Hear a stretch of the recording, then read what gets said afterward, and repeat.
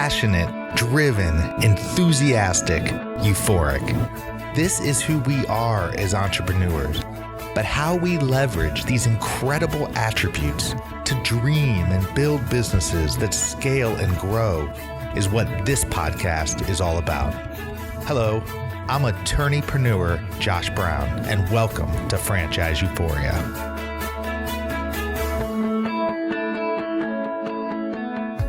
Hello, everybody. This is Josh Brown here for my pre-intro to the intro. Today, really excited, as you will see, to have Kevin Cope on the show. You will learn all about him, but what you need to know right now and what we talk about at the end of the show is that for the first 10 people who email me and put in the subject line Kevin Cope and tell me the 5 key metrics that Kevin speaks about throughout the course of this interview, I am going to send you a free copy of Kevin's #1 Wall Street Journal and New York Times best-selling business book. And trust me, I have read this thing. It is awesome. It goes beyond the motivational side and gets into the practical aspects, which we definitely talk about during this interview. So if you want a free copy of the book, be sure to email me, put in the subject line Kevin Cope, and tell me the 5 key metrics that he talks about. There's also a link that he speaks about at the end of the interview where you can get a significant discount on one of his programs that will help you become a better leader, a better business owner, and really help you along your entrepreneurial journey. So without further ado, I hope you enjoy the interview. Hello, and welcome to another episode of Franchise Euphoria. Josh Brown here, and thrilled to be joined by Kevin Cope. Kevin is the founder of Acumen Learning, the leader in business acumen training, and has since delivered courses in more than 30 countries to more than 100,000 people. For over 25 years, Kevin has promoted the idea that the brightest minds in business understand the essence of how a company makes money and use this knowledge to impact the bottom line.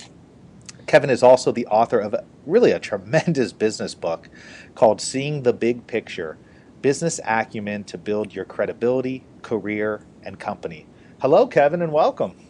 Hi, Josh. Thanks for having me on your program. Absolutely. Well, I can't wait to dive into your book and other aspects of your business. But first, tell us a little bit about your story and how you really got into entrepreneurship. Yeah, I'd be happy to. So I've been in kind of the training and development consulting space for about 25 years. I built homes through college. I got a business finance degree. I joined a large corporation and then a larger business. And then about 12 years ago, decided to start my own business. I actually retired early at 38. About 13 years ago, thought I was set for life, and the stock that I owned in the company I was with, I was in a lockout period, and it went from over $28 to less than $1. And so, Josh, I had to get back into business, and it's a good thing because I wasn't a good retiree. I mean, I've got to be active in doing something. So I didn't come into entrepreneurial, this opportunity because I was waiting all my life to do it. In part, I was kind of pushed there. But it has a happy ending to it. Well, so you were retired on paper, huh? I was retired. Yeah, I had paper value that set me up for life. So I thought. Well, it's kind of interesting, Kevin, because this would be a whole separate show, but I think the whole idea of retirement and the notion of it is changing these days. With the nature of when you find something you love to do, or when you get back into business, or you do something that's really a part of who you are, you really don't want to retire. I mean, my goal for myself, and I talk to a lot of entrepreneurs, they don't want to retire. They just want to have fun. They just want to have the freedom to do what they want when they want to do it, which will incorporate work. Yeah. No, I really resonate with that. I'm kind of in a place now. I'm 52. As I mentioned, I've had this business for about 12 years now, but I'm to a place where I love what I do.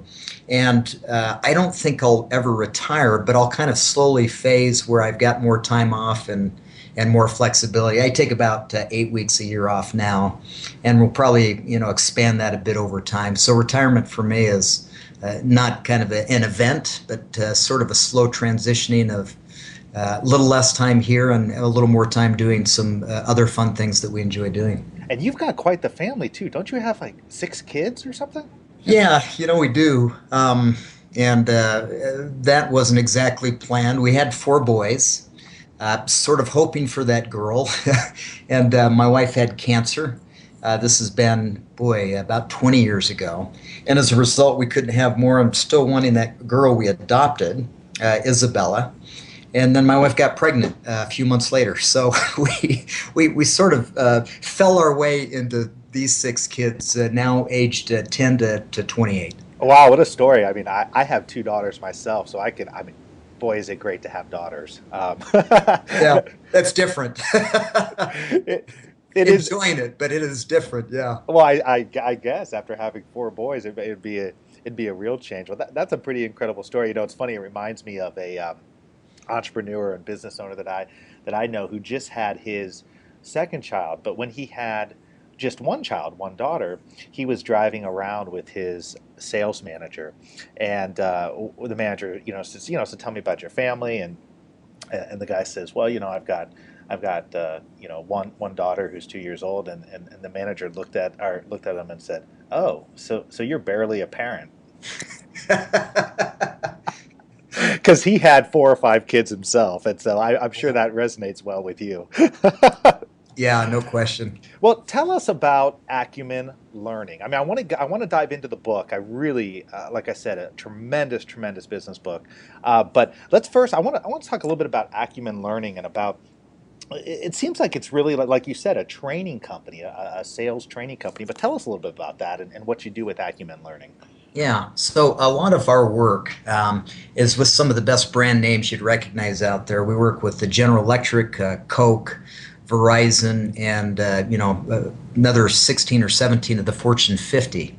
So a lot of work with large organizations. We also have a lot of resources and tools for the individual within an organization of any size, whether they're starting their own, running their own, or an employee in a large organization. And so we in essence, teach business acumen, which I define as understanding how your company makes money and making good decisions around that money-making process. And part of the reason I started this is I recognized, again, I needed to jump into something, but I recognized this real big gap that people have around understanding the business and financials. And I think part of that is because people specialize. They really get good at some kind of function, whether it be maybe it's management or operations or sales or IT, but they don't always see that big picture of how a company makes money.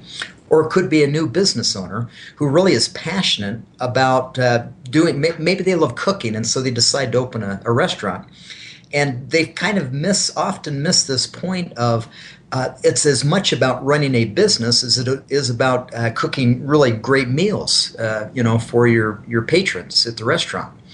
And a lot of people have a passion for the hobby or for what they're functionally good at, but really miss this piece of how their company makes money and how they can contribute to that money-making process. Well, that's fascinating. I think that's so relevant because, the audience for this show is made up of entrepreneurs who are starting and growing their businesses, as well as, a lot of individuals maybe who've come from a corporate background and are looking to go buy a business, buy a franchise, or even some entrepreneurs that are growing through the franchise model. And it's just sort of interesting to me as I talk with people. You do find that a lot of entrepreneurs this day they'll focus a lot on the passion side of things, but as you say so eloquently, and it's so true, they don't develop the business acumen. I mean, we all know it doesn't just happen overnight, and but I'm always amazed and surprised at how long it takes for some entrepreneurs to really hone in on the financials, even after they've gotten started in business. And in your book, Seeing the Big Picture, Business Acumen to Build Your Credibility, Career, and Company, I mean, you really focus on 5 key drivers. I'd love for you to talk about those, identify those, and really kind of sum up how you summed it all up into the 5 key metrics. Yeah, great question. And I really believe this idea of no margin, no mission, or no profit, no purpose, meaning that you might be passionate about an idea, passionate about your business, excited for what you're going to provide. But if you can't generate a profit in doing that, your mission, your passion, your purpose will be short lived.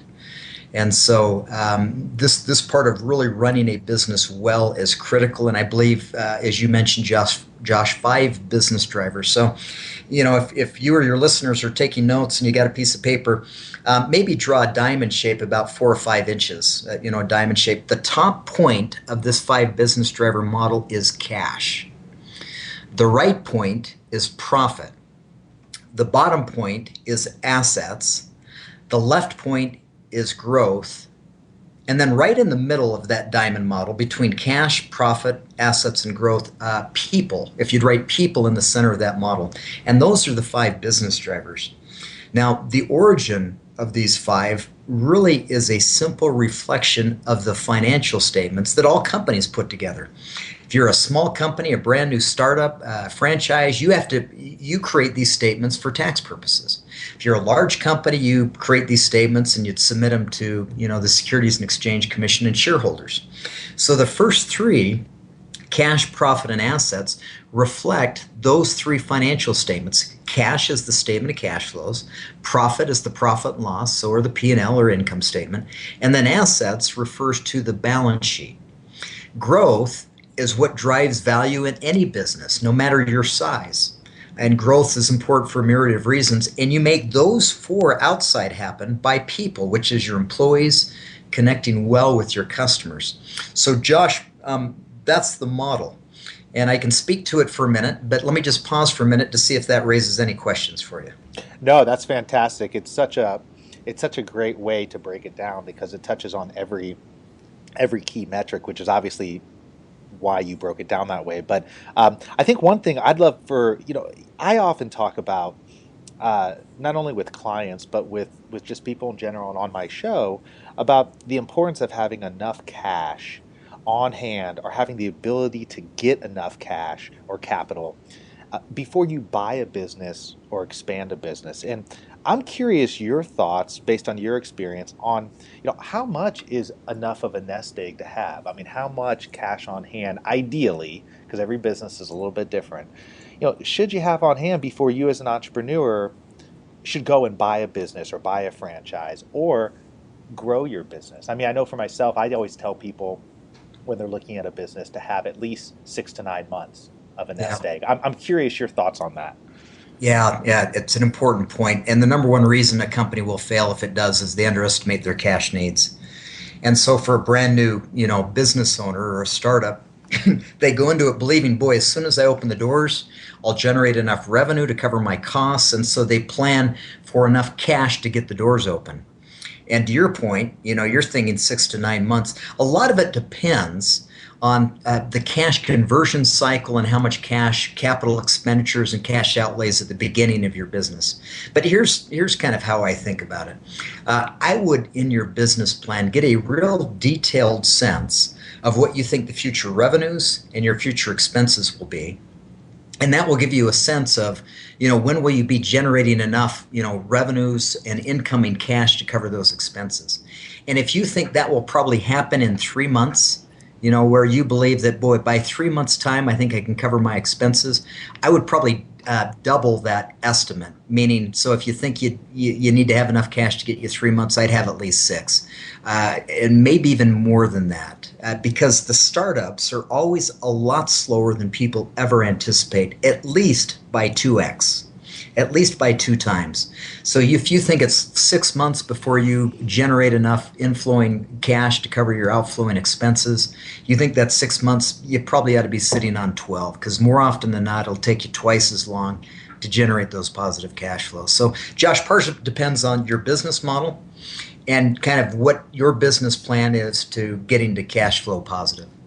No, I think that's a great point. I mean, always factoring that it's going to take twice as long, I think is a pretty conservative way and good way to do it, because there's always unforeseen circumstances or things that pop up in a business, always. Even No if question. I even tell people, even in with franchising, I mean, people have this notion that franchises are just businesses in a box, and to a certain extent, I understand why they think that, because you're buying a brand, you're buying a systems, processes that have already been developed, and in theory, you're buying a formula that's already been proven out, at least in certain areas. But I always tell you, you still got to run the business. Yeah. It's still local. It's still, a lot of them, it's still geographically driven. And so just because you open your doors and you're a Subway or you're any kind of franchise, you have that name recognition, but you still got a heck of a lot of competition around you, and you got to drive that business. Um, and a lot of times it takes there's a ramp up period um, for that, and so I think it's a great point to make. I think that one of the things uh, that I think entrepreneurs um, talk a lot about, but may not know the clear difference between, is cash and profit. I'd love for you to talk about that a little bit. Yeah, the late Peter Drucker, kind of seen as the father of management and business theory, made a statement that cash flow is more important than profit. And here's why. Many businesses, as they're tracking their profit, they'll look at the incoming revenues minus the outgoing expenses and saying, "Hey, as long as I'm profitable, I'm good." But what about this entrepreneur who, in addition to today's revenues, the sales coming in minus today's expenses, boy, they also need to buy a whole lot of inventory for the future. And so that's an outlay of cash that may not be, depending on how you do the accounting on your books, may not be reflected as an expense until you actually use those future raw materials or those future supplies.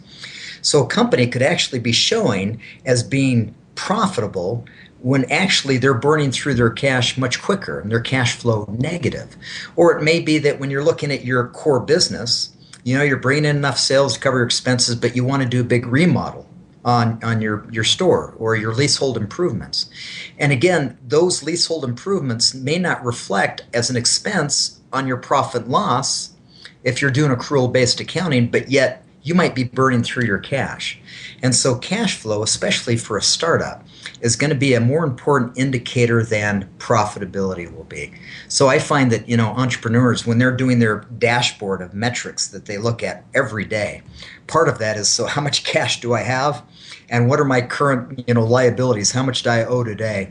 And that's something in the front end of any business that you want to pay very close attention to. Well, and I think it's a real important point as well, that obviously you're not saying you want to position yourself to where you're not being profitable, because if you're selling things at a loss, you multiply a loss by a loss by a loss, you're still going to have a negative number. And so you want to do things to where you can ultimately become profitable, but having that consistent cash flow is going to be huge at the outset of your business. Yeah, no question. And as you think about it, I kind of mentioned, boy, I'd be really conservative in how much cash you have as a nest egg to get started. The risk of having too much cash is a lot lower than the risk of not having enough. And you see companies and individuals do desperate things when they get low on cash, things that will kill a business. And so I would rather face the challenge of what do I do and where do I, place my excess cash in a startup versus not having enough to get through that startup phase.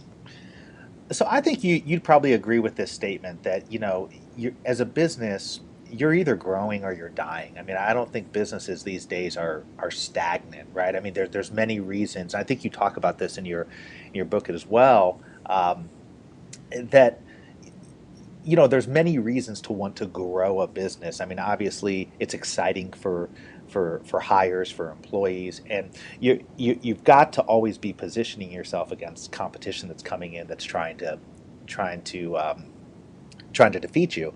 I'm curious, in your experience, from a growth perspective, um, when you think it is the right time for a business to start looking at growth opportunities beyond maybe one location, or just expanding what they're doing out of maybe a geographic area.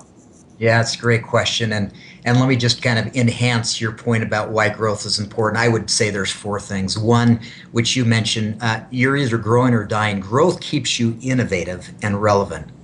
Second, growth builds value in a business. You know, if you've got a growing, thriving business, you're building the value in the business. Third, Josh, as you mentioned, it attracts and keeps the best and brightest people. If your business is growing, people like being associated with that. And fourth, you've got to grow at least to keep up with inflation. I mean, your employees are going to want a pay raise or a cost of living increase. They'd love to get a bonus. You've got raw materials that'll probably be going up in cost over time. So you've got to grow just to stay ahead of inflation. So now to your question. So I'm a real advocate, like you, Josh, of why growth is important to a business. Now, when should you grow? When's the right time? I'd refer you back to that 5-driver business model. Growth, the model is very interdependent in nature. If you focus on any one of those business drivers, it has an impact on the other four. So, for example, if you're going to grow your business, it's going to use cash, because if you're growing organically, meaning you're growing within, that takes cash. If you're growing through acquisition or maybe a new store or location or franchise, that takes cash. It also impacts profit, because when you invest in growth in the short term, it usually has a negative impact on profit in the short term. Also, your assets. You've got to have the financial means, the asset strength. Maybe you've got too much debt, or maybe you've got room to borrow money. So the time to grow is when your cash, profit, assets can support it. And then also people, meaning your employees, have the capacity, and the customers have the interest to buy. So my short answer to that, Josh, in summary, is the time to grow is when your cash, profit, assets, and people can support that growth. Oh, that makes perfect sense. I mean, I think you've touched upon this a little bit too with the people component, and we all know that no business can succeed long term without having good people, and yet, I see a real struggle for entrepreneurs in how they build their teams. And I'm curious your thoughts on how to build, and it's hard. I mean, I deal with it in my own business, eh, but how do you build a successful team around you to help grow a business? Yeah, and so first of all, no profit, no purpose. If your company isn't generating a profit, it's pretty hard to really step back and focus on your people. It's just hard to do because you're so much in a bootstrap, in a survival mode, that sometimes people take kind of a back seat. So part of it is run a good business, and that allows you to invest in people. Now, it's really kind of a circular thing, because good people run a good business, and a good business allows you to invest in your people. About 4 years ago, I went through an interesting transition. So this was about year 7 or 8 in my business. And I got to a point where I realized, you know what, we're going to make it. We'd reached that point well before that. But I think it kind of dawned on me that we had a viable, successful business. And I started thinking about the kind of business that I wanted to build. And I should have done it earlier.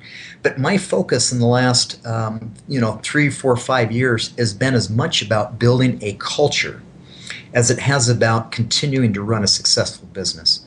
And part of that is, I believe, if you treat your people well, Sam Walton used to say, treat your employees like you want them to treat your best customer. I believe if you treat your employees well, you develop them, you engage them, they'll do the same thing with your customers. But also, it's much more rewarding to run a business where you've got a group of people that are engaged. They like what they do. They enjoy the people they do it with. And so for me, running a business is as much about the way we do it as it is about our ability to be successful in running this business. And Josh, ultimately, I think your people in many situations create the ultimate competitive advantage. Southwest Airlines, a lot of other companies tried to copy their model. They've had some real brilliance around their model. For example, you had United started TED and Delta started Song. But what they couldn't replicate was the culture that had been built into Southwest Airlines. So I think getting an engaged employee group is the ultimate competitive advantage for an organization. Well, I think that's so true.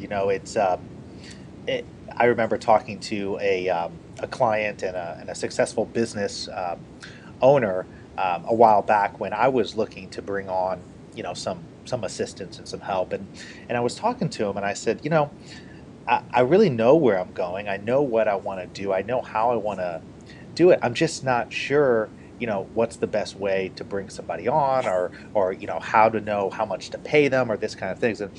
And he said something to me that was really interesting that ties into your point about culture and vision and everything. And he said, uh, the thing that you got to do is you got to hire for where you're going, not where you're at. In other words, people will buy, generally good people, good employees, good teammates on your team will buy into your vision of where you're going if you lay it out for them and if you know where you're going. And that's the type of person you want to have on your team. I always thought that was great advice, and Yeah. I've tried to do that myself. Yeah, I like that. There's a great TED Talk out there. If you Google the top watch TED Talks of all time, I think number 2 or 3 is Simon Sinek. I love Simon Sinek. Yeah, start with Yeah, why, right? yeah, and you just described that, Josh. You can tell people what you do. You can describe how you do it, but if you can describe why you do it, that's where you get not only customers interested, but it's also where you get the best out of your employees. That's where you get not just their hands, not just their time, you get their thinking, you get their hearts into it. And so really capture your employees collectively around why it is you're doing what you're doing, and do it in a way that's compelling. And boy, that's where a business really goes into overdrive in my mind. That's where my business, I think, has gone from being a great organization to being an organization that is great and also is great, does great things, and is a great organization. And it's a fun shift to lead in an organization. Well, yeah, I mean, it's so easy to just focus on the notion that people just want to be paid. And while money is certainly important, people want to know that they have that not only that there's a purpose for what they're doing, there's a purpose in which the organization they're working for is operating towards. And I think if you can combine those two and set out that vision, set out the why, it's so common sense, Nicole. On one regard, when you hear the TED Talk and you read his book, but so few companies are doing it, and so it's sort of fascinating to me. But in your book, you reference back to a bicycle shop, which I love. By the way, I love that throughout your book you are really taking a lot of these. You're taking the 5 metrics and you break them down in such an easily understandable way, but then you're also referencing it back to a real world type example with a bicycle shop that goes through startup phase, then on through earlier years, then on through expansion.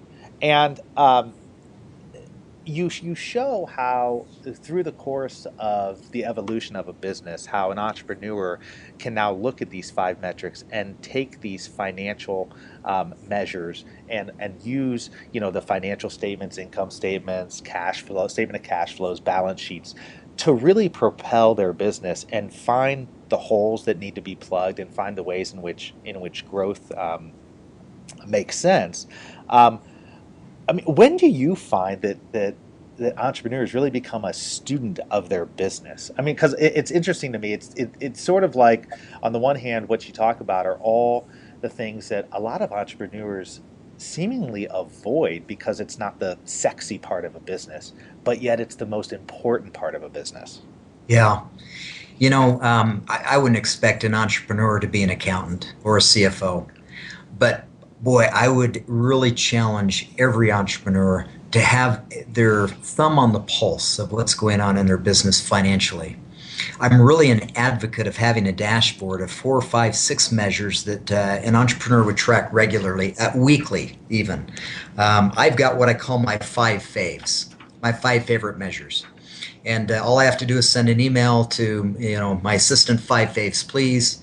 And what I get compiled for me is a quick dashboard of our revenues year to date, how we're performing versus last year's year to date, our profit year to date, how it compares to last year's year to date.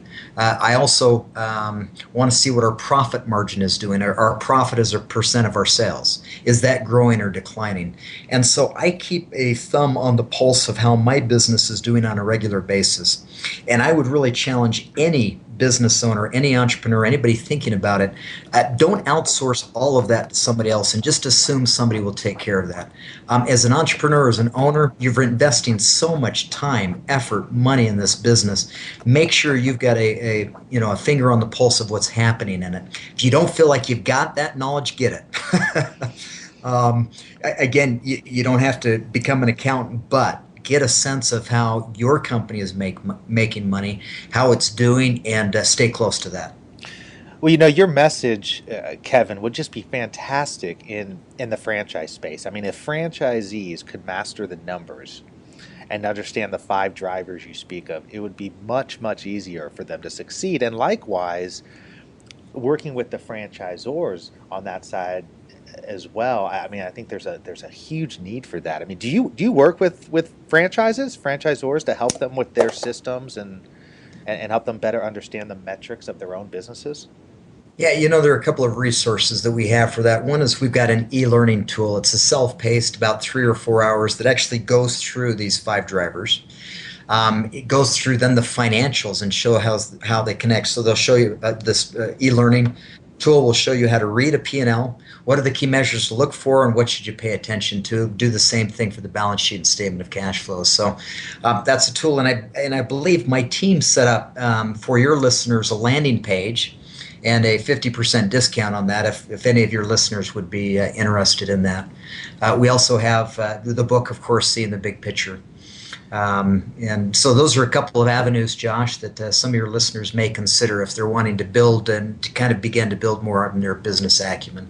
Well, that's fantastic. Yeah, thank you. I'm sure there will be people who are interested. And, Kevin, I really appreciate your time today. I mean, we've been talking now for 30 minutes, and it's just flown by. Number one, I'd really love to, at some point down the road, have you back on the show, because I think we could talk about many more things pertaining to your message and your 5 metrics. But number 2, I just want to encourage the listeners out there to really take the time to get your book, Seeing the Big Picture. I mean, it really, and I'm not just saying this, I mean, I read a lot of business books, and I think a lot of them are big and have a focus on motivational side of getting into business. There's not as many that focus on the practical side of how you run a good business and how you grow a good business. And I think your book just nails that. And so I'm going to do my best to get the word out to help you, because I just think it's such a fantastic tool. But before we go, tell people where they can reach you, where they can get the book, and the landing page if you have that. If not, we can certainly put it up once the interview goes live. So. Yeah, the website for the landing page is seeingthebigpicture.com/euphoria. And so that's for your listeners. They can get a 50% discount on e-learning. You can also order the book there. You can reach out to us if you'd like to make contact with us. So again, that's www.seeingthebigpicture.com/euphoria. Well, great. And then how else can people get a hold of you? Just by going to seeingthebigpicture.com? Yeah, and our yes, that would probably be the best way. Our website is acumenlearning.com, but this seeingthebigpicture.com, you can also send out a message to us. Well, fantastic. Well, thanks again, Kevin, for your time. And like I said, I think you provided some great information, and would love to do it again sometime soon. Would love to, Josh, and thanks for having me on.